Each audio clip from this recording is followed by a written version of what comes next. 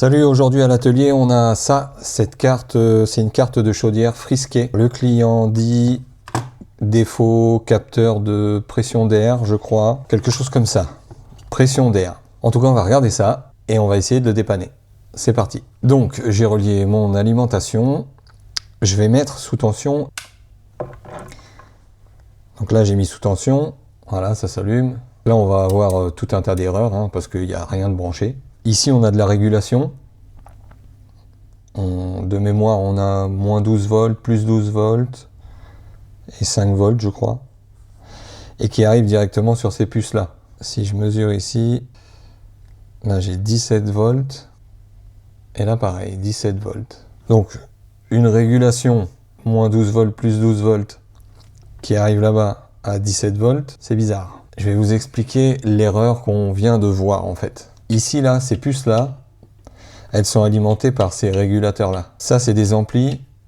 En fait, c'est des puces où il y a plusieurs amplis dedans. Donc, ça amplifie le signal pour le microprocesseur. Donc, il y a de grandes chances que le signal capteur d'air, etc. passe par ici. Donc, s'il est mal alimenté, il ne va pas bien travailler.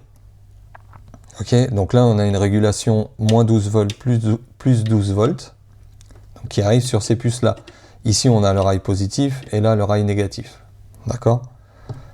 Donc, si je mesure entre les deux, moins 12 volts plus 12 volts, je devrais trouver 24 volts.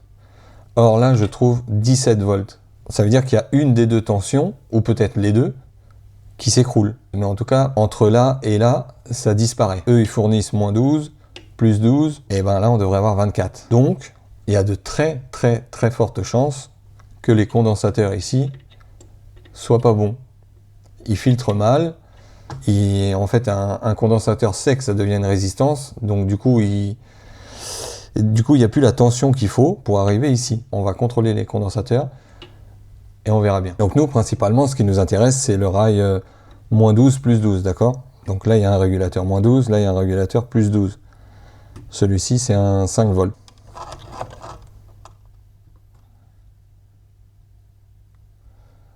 Ouais. Bon, là, il y a clairement un problème sur celui-ci.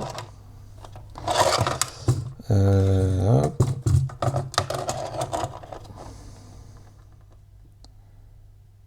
Ça aussi, c'est pas terrible.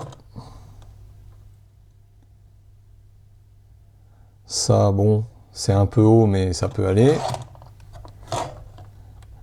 Ça, c'est les condensateurs du 5 volts. Ça va. Et ça va. On a celui-là, et pourquoi pas celui-là. Celui-là, celui-là, et celui-là, on verra après. Donc là, je vais les tester hors circuit.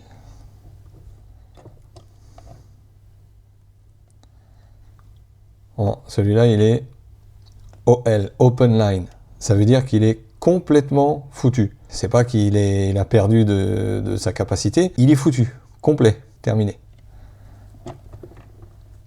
Celui-là,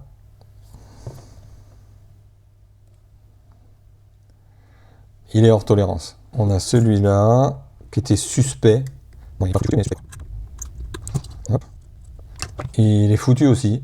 C'est les trois condensateurs qui servent aux deux régulateurs plus 12 volts, moins 12 volts.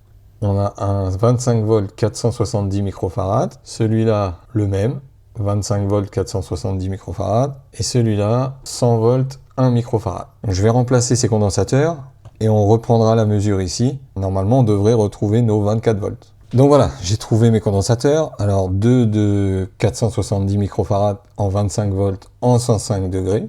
Ils sont magnifiques ceux-là. Un de 1 microfarad en 100 volts. Je vais vous montrer un ESR bon du coup. Parce que ceux-là, je sais qu'ils sont bons. Là, on est quasiment à 0. Celui-là, il est top. Celui-là, il est topissime. Et celui-là, 2,88, mais c'est normal pour les petites capacités comme ça. 1 microfarad, ça c'est normal. Bon, on va remonter ça là-dedans et on testera du coup la tension aux puces de tout à l'heure.